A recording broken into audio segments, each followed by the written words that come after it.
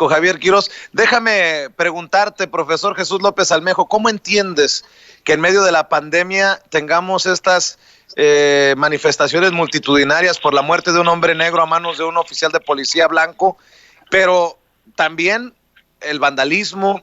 Literalmente está incendiado Estados Unidos. Hasta apagaron las luces de la Casa Blanca y a Donald Trump lo trasladaron al búnker. De ese tamaño las cosas. ¿Qué contexto le damos para entrar a la situación, profe? Por un lado, Vicente, por parte de la sociedad blanca, conservadora, que ha vivido de los privilegios, y por parte también de un gobierno que le habla justamente a este grupo blanco, privilegiado históricamente, la variable que nos explica lo que nos ha llevado a las condiciones que tenemos actualmente es el racismo, Vicente. Y el racismo tiene una connotación histórica muy arraigado justamente en la historia también de la esclavitud en Estados Unidos, incluso, Vicente, desde el periodo colonial. Ayer hacía un en vivo en mi canal y yo explicaba más o menos de la guerra civil estadounidense que terminaba con la esclavitud, por lo menos en el andamiaje institucional, pero cuando ya me puse a leer justamente para platicar contigo, todavía más a fondo, pues encontramos que este racismo se arraiga justamente en ver como inferiores a la población afrodescendiente o a la comunidad negra en Estados Unidos, justamente vinculado a la esclavitud como institución, Vicente, estructuralmente legalizada en Estados Unidos. Pues recuérdese que la Gran Bretaña se comía a pedazos más del 40% del continente africano, que traficaban justamente personas de África, que las traían a los campos azucareros y algodoneros en el sur de Estados Unidos y en la costa oeste, y que justamente los estados confederados, por ejemplo, Maryland, Virginia, etcétera, crecían económicamente justamente en el contexto de explotar a esta gente africana. Bueno, eso es lo que ha hecho que los privilegiados blancos vean a esta gente como inferior. Y además se aseguraron, Vicente, de crear condiciones estructurales a partir de lo legal, de crear leyes que controlaban los cuerpos y las mentes de los africanos que venían esclavizados y de sus descendientes, de sus generaciones nacidas ya en Estados Unidos, para mantenerlos con niveles de inferioridad en educación, en acceso a servicios de salud y obviamente quitarles todos sus derechos.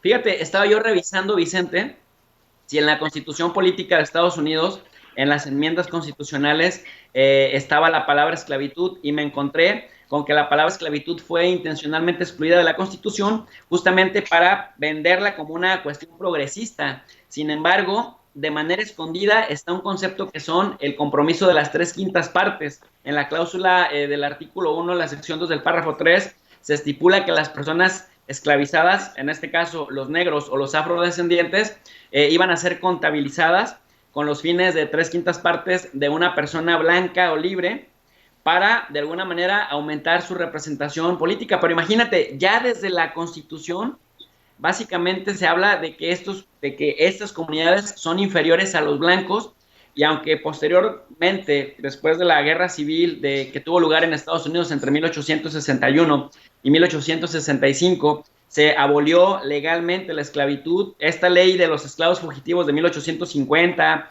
o, Vicente, la creación de las patrullas de esclavos que supervisaban y castigaban a los esclavos que se escapaban, y que los regresaban y los castigaban y los latigaban y creaban leyes esclavistas. Por ejemplo, por ponerte un caso, Virginia, que es un estado terrible para ser negro, aprobó entre 1689 y 1865 130 leyes esclavistas, Vicente, que incluso cuando ya se terminó la guerra civil en 1865, que fue una guerra muy sangrienta, recordemos, pues prácticamente en la medida que las leyes fueron evolucionando, sobre todo los de la Unión, que fueron luchando por quitar la esclavitud como institución, pues inician 100 años, Vicente, de lo que se conoce como el Equal but Separated, o iguales pero separados, con lo que dio inicio a la carrera de la segregación legalizada hasta 1865, con las leyes de los derechos sociales y civiles de las minorías, pues prácticamente se más o menos se acabó, pero vemos que de facto,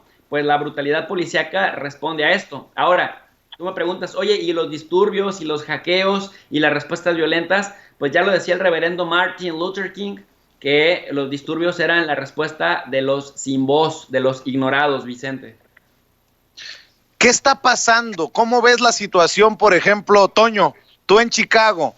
¿Qué es lo que está pasando? Tengo entendido que hubo toque de queda y se le ha salido de control de tal manera la situación a la alcaldesa que hasta las pandillas, pandilleros, los malandros en los barrios están protegiendo los negocios locales de la comunidad hispana, por ejemplo, en el barrio de La Villita.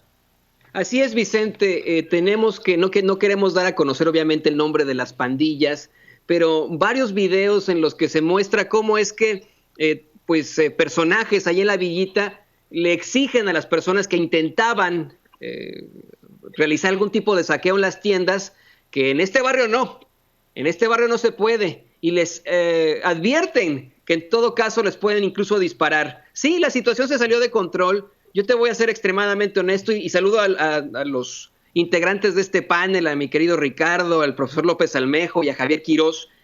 La verdad es que esta es una situación absolutamente desgarradora. Chicago, una ciudad tan segregada, en la que ha habido también una serie de ataques y de situaciones fuertes con la policía, y que hoy tiene a una alcaldesa que todos podríamos pensar está del lado de la gente y del progreso por ser precisamente afroamericana, pero no se nos olvide que Lori Lightfoot fue fiscal, fue policía, y así está manejando la ciudad. Cuando comenzaba la pandemia aquí en Chicago, intentó que la policía estableciera una especie de como de toque de queda, en el que los oficiales hubieran tenido que detener a las personas que estuvieran en la calle o aquellos sospechosos de tener coronavirus, y el departamento de policía le dijo que eso no se podía. Hoy nos enfrentamos a una situación terrible, el asesinato de un hombre afroamericano, porque esa es la palabra, la correcta, homicidio, asesinato de un hombre afroamericano en Minneapolis, Minnesota, aquí también en el medio este de los Estados Unidos, y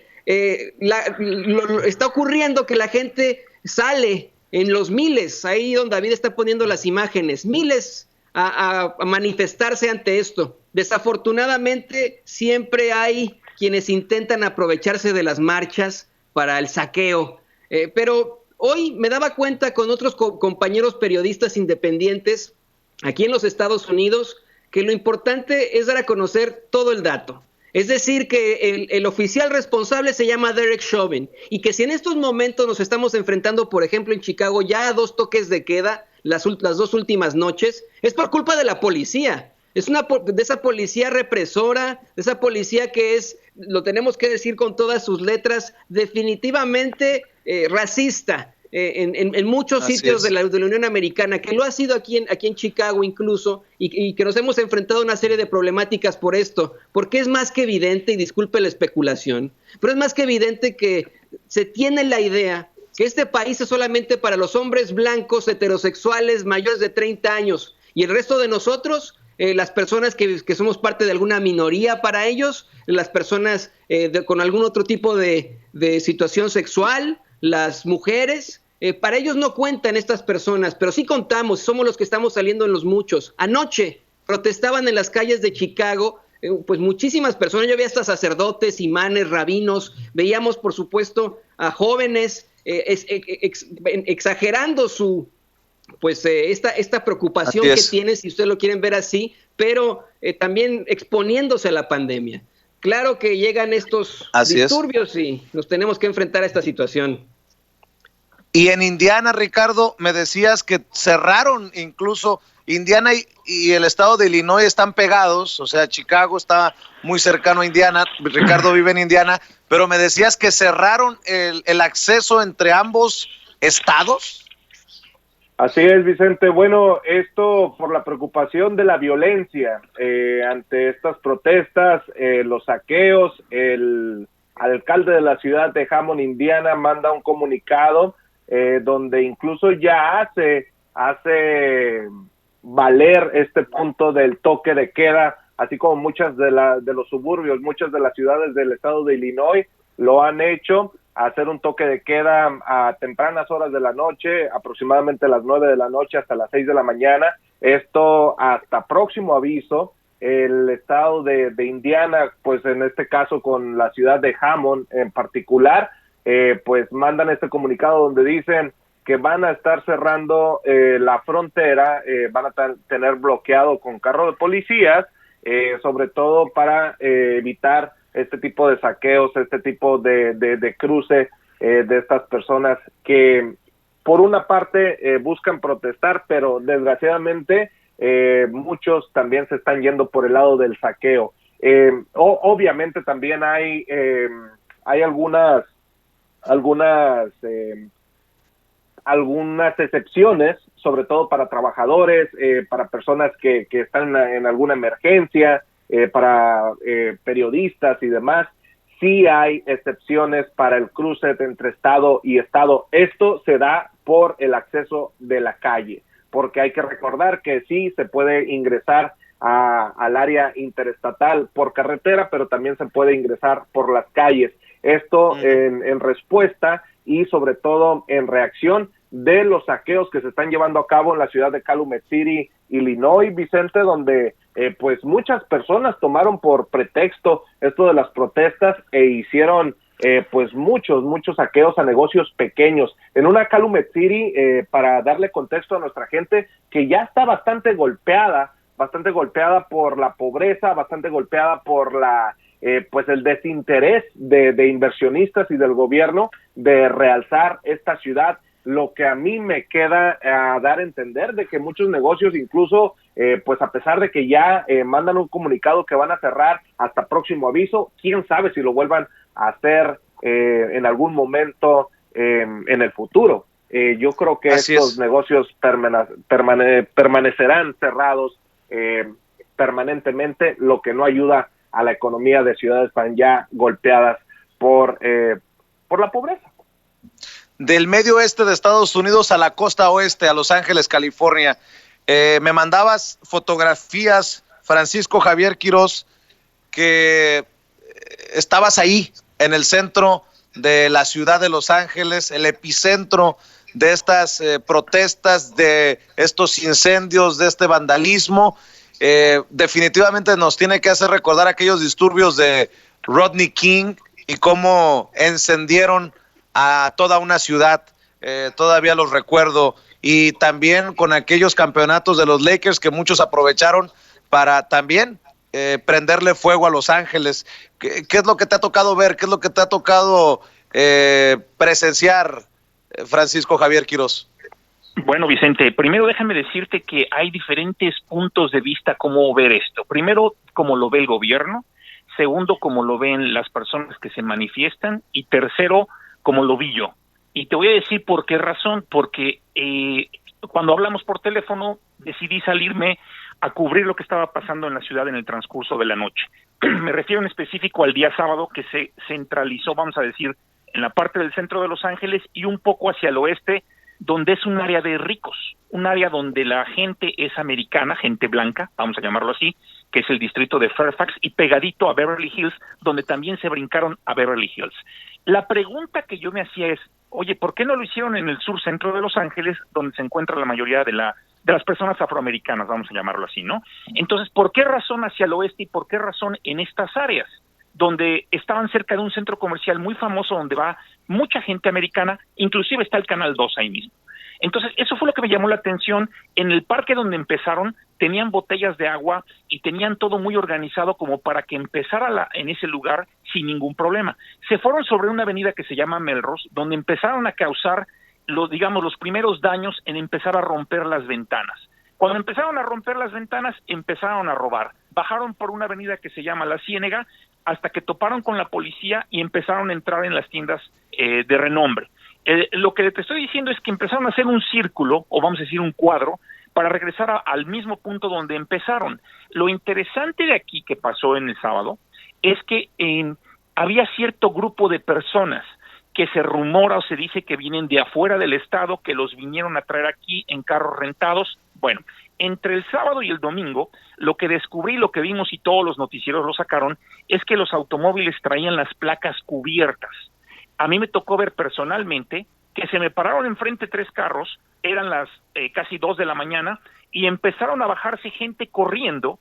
Desafortunadamente lo tengo que decir porque es la verdad, la mayoría eran el 80%, 70% afroamericanos, vamos a decirlo así, y empezaron a saquear una de las tiendas, pero noté que se comunicaban por teléfono. Entonces ellos se avisan en el momento que están robando y me di cuenta de la técnica. Y esto lo mencionaron en diferentes lugares de la ciudad entre sábado y domingo, y es que llegan, se bajan, una persona mira hacia un lado de la calle, la otra hacia el otro lado, entra la persona que se indica a robar, o digamos en el grupo de las personas, cuentan los primeros 2 minutos y tocan el claxon, pe, pe, pe, pe, pe, pe, para que sepan que en 2 minutos. A los 3 minutos se empiezan a gritar, 3 minutes, y salen corriendo con lo que tengan, suben a los carros y se van. Otra cosa importante, son carros de marca, Mercedes-Benz, Audis, Lexus, carros que no dudarías o pensarías, bueno, son personas que tienen dinero, están en un área de dinero.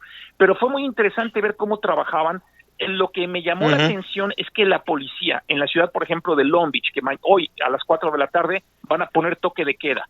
¿Qué pasó ayer? El jefe de policía salió diciendo, bueno, tenemos lo normal, 5 personas, 5 veces lo que normalmente tenemos en la ciudad en un domingo. ¿Pero qué crees?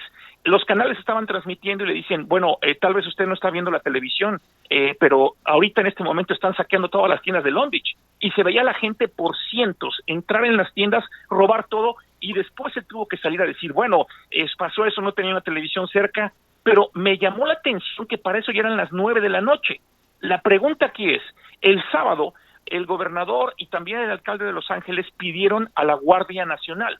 La Guardia Nacional, se podían ver en los videos que estaban presentes desde la mañana o casi del mediodía, vamos a decirlo así. Empezaban a saludar a la gente, andaban por algunas calles, pero nunca llegaron a los lugares donde tenían que llegar. Solamente vimos aproximadamente unos 30 parados enfrente de lo que viene siendo el ayuntamiento, y ahí es donde dije, bueno, ya está la Guardia Nacional, Vicente, pero no llegaron a Long Beach hasta después de las 9 de la noche. Y en Santa Mónica, donde saquearon todo, fue increíble ver que la Guardia Nacional salían todos armados cuando ya no hay nadie.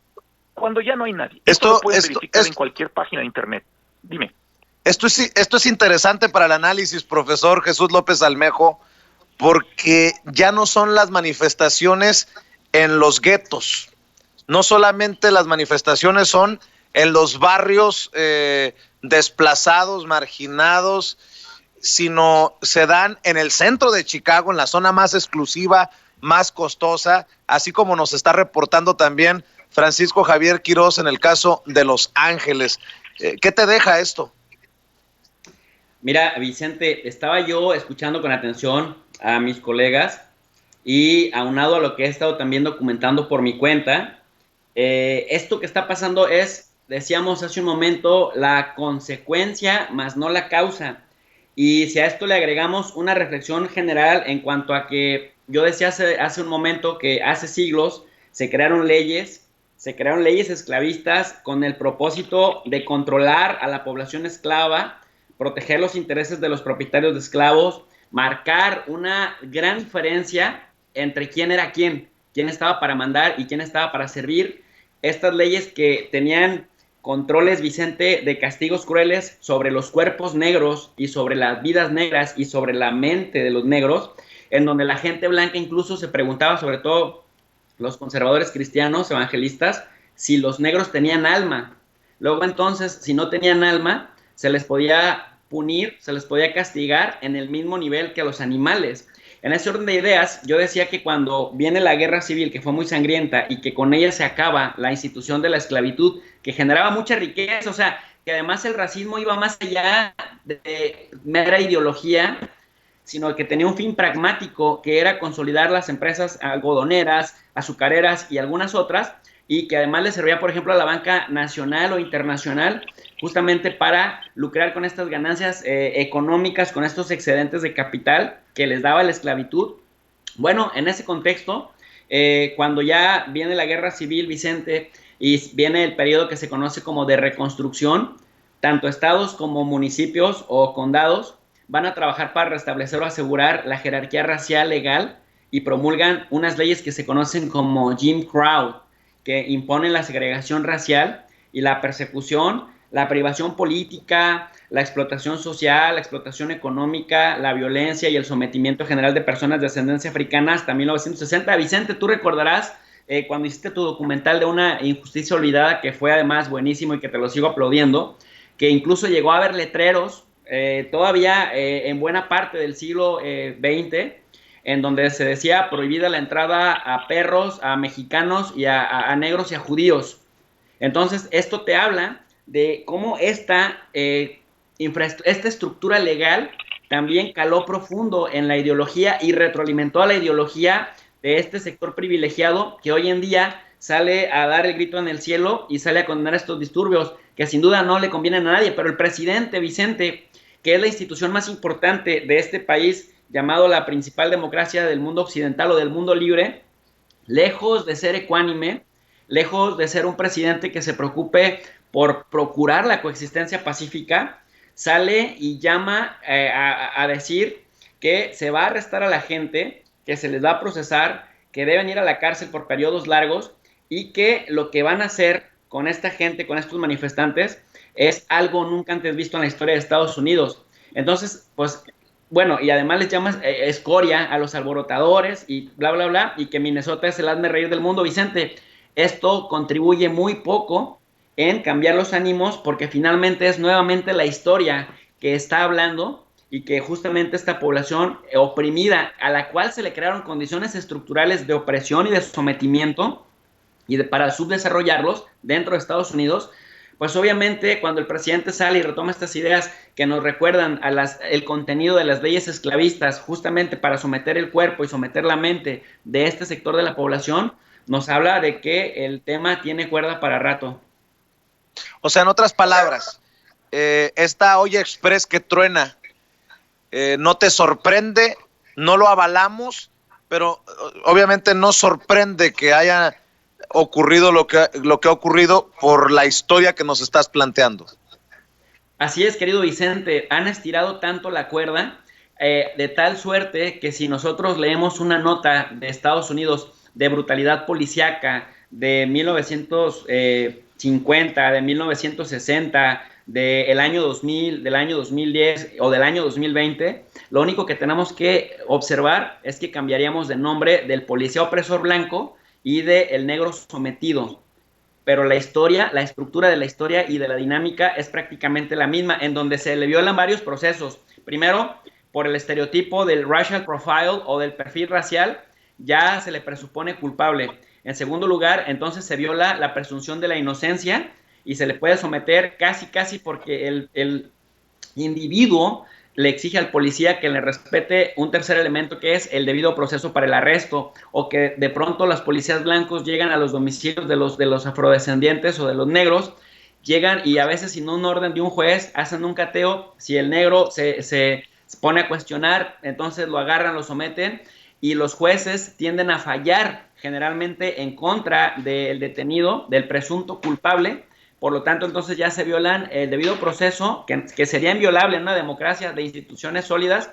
Y por otro lado, Vicente, pues esto nos explica lo que decíamos el viernes pasado aquí en tu programa en Sin Censura, el por qué prácticamente, si los negros representan en Estados Unidos solo el 16% de la población, de un total de 320 millones de habitantes que tiene ese país, pues lo que nos sorprende muchísimo o nos extraña es que representen hasta el 50% de la población en las prisiones de Estados Unidos. Por lo tanto, sí, estiraron la cuerda, por lo tanto, sí, la siguen estirando, y me parece que Donald Trump lo está estirando en la medida que eso le garantice desviar la atención del mal manejo que ha tenido del COVID, del impacto del COVID en la economía y en las finanzas y en el desempleo que ya ronda los 40 millones de personas en Estados Unidos, para acercándose a las elecciones, Vicente, en donde se quiere reelegir, por cierto. Así es. Ricardo, dame tu perspectiva sobre lo que te ha tocado presenciar en donde tú vives para ir cerrando, hermano. Claro que sí, Vicente. Bueno, la palabra aquí clave sería cuidado. Hay que tener bastante cuidado, Vicente, porque los extremos siempre son malos. Yo lo platicaba con mi esposa en estos días, que en este tipo de movimientos, en este tipo de demostraciones, se mueven intereses bastante bajos, Vicente. Se mueven intereses y bastante dispersos, bastante mixtos. En este caso, creo que hay que tener bastante cuidado donde se rompe una línea bastante delgadita entre la demostración al saqueo.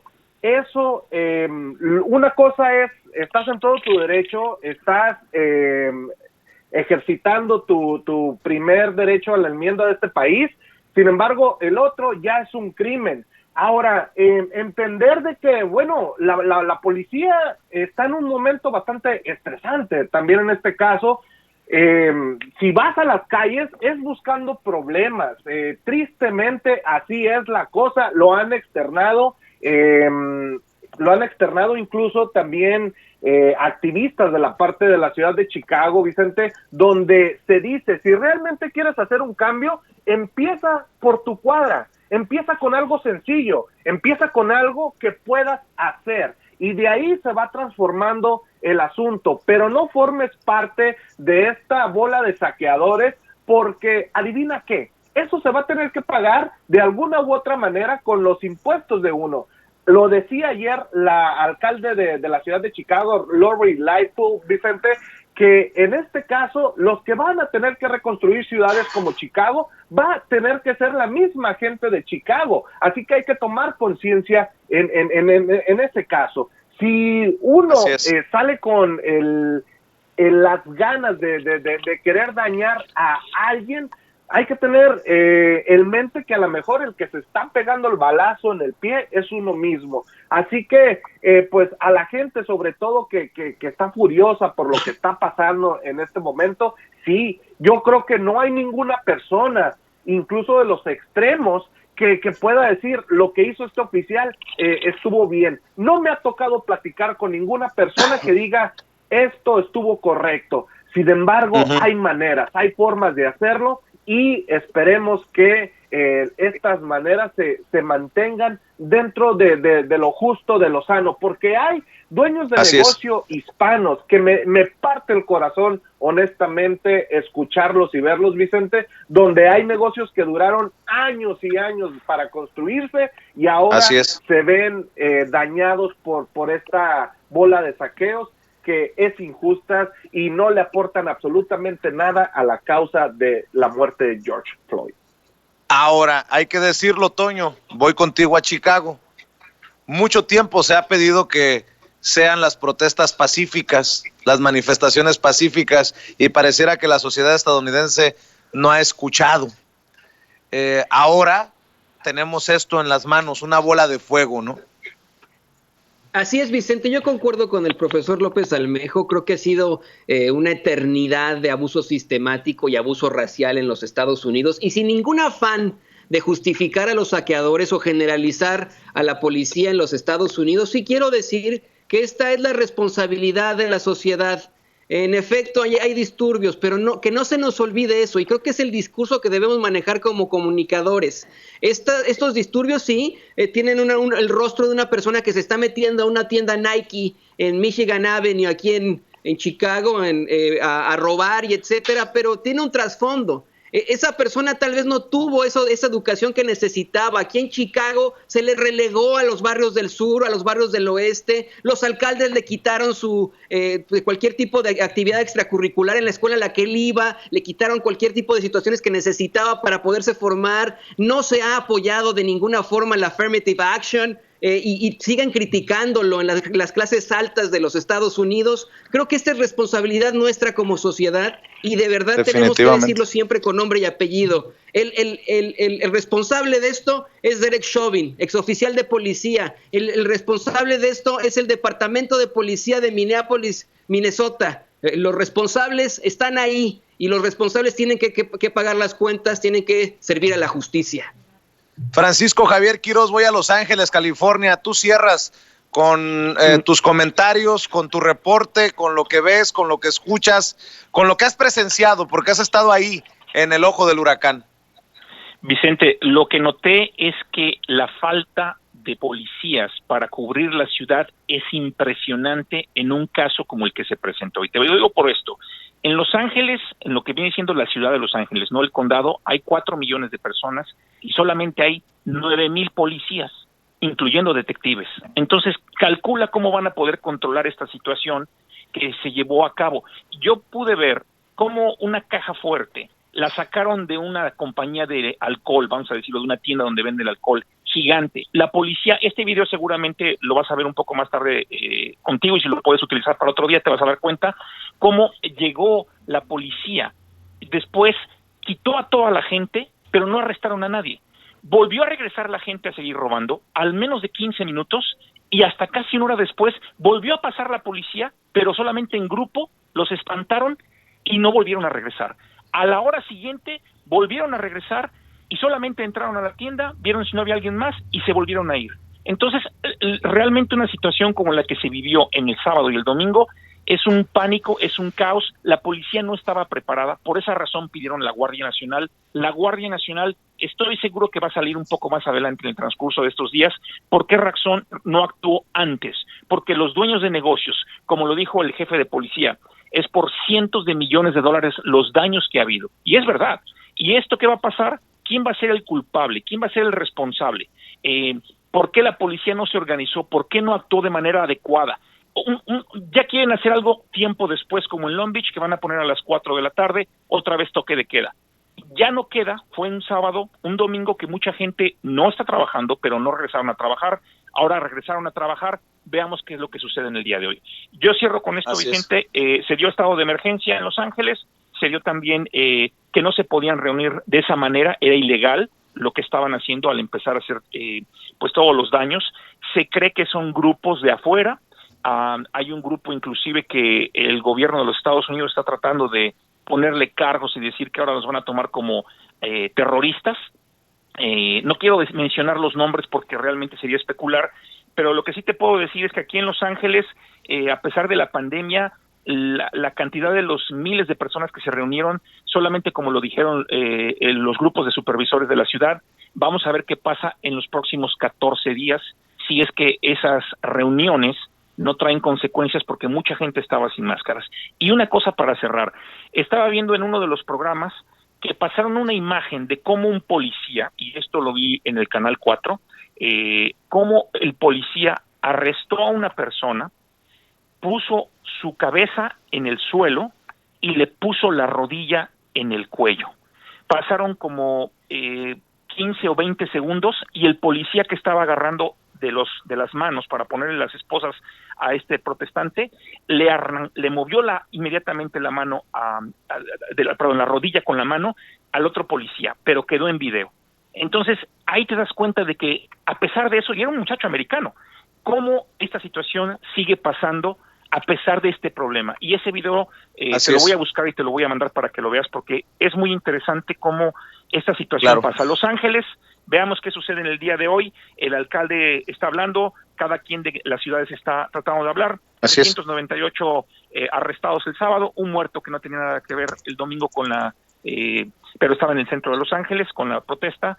Vicente, creo que hay información por todos lados de lo que sucede. Al final, pues por eso, dime.